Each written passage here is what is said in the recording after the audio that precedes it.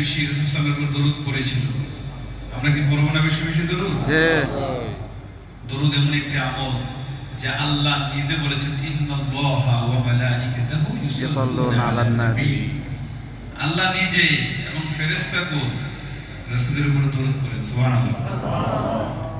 ফেরেশতারা দরুদ পড়েন, আল্লাহ তাআলা দরুদ পড়েন, মানে আল্লাহ তাআলা রাসূলের উপর করুণা বর্ষণ করেন, রহমত বর্ষণ করেন, শান্তি বর্ষণ করেন।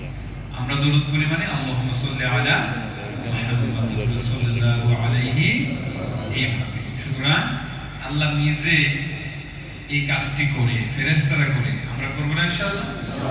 করব তো ইনশাআল্লাহ? আল্লাহ যেন আমাদেরকে কবুল করে, আমিন। শুধু আশিকের রাসূল দাবি করলেই হবে না। রাসূলুল্লাহ সাল্লাল্লাহু আলাইহি ওয়াসাল্লাম যেভাবে দোয়া শিক্ষা দিয়েছেন, দরুদ শিক্ষা দিয়েছেন, সাহাবারা যেটি করেছে, যে পদ্ধতিতে করেছে, আমরা সেই পদ্ধতিতেই পড়তে হবে, ব্যতিক্রম করা যাবে না। যদি ব্যতিক্রম করে নিজে বানায় করি বিভিন্ন নামে, তাহলে এগুলো কখনো আল্লাহর কাছে গৃহীত হবে না। দেখি আমরা সবাই একমত? আজকে আমরা তো অনেক সূরা কাহফ পড়েছি না? সূরা কাহফের শেষ পাতায় রব্বুল আলামিন যে হেদায়েত দিয়েছেন, قل هل ننبئكم بالأخسرين أعمالا الذين ضل سعيهم في الحياة الدنيا وهم يحسبون أنهم يحسنون صنعا।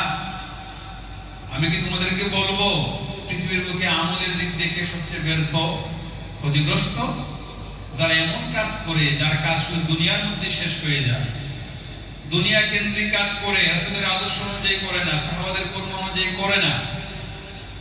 ওহুম ইয়াহসাবুনা আন্নাহুম ইহসিনুনা সুনআ, সে মনে করে সে অনেক ভালো ভালো কাজ করতেছে, কিন্তু কিয়ামতের দিন ফালা নুকিমু লাহুম ইয়াওমাল কিয়ামাতি ওয়াজনা, আমাদের এই আমলগুলোকে আমি ওজনই করব না। নাউজুবিল্লাহ।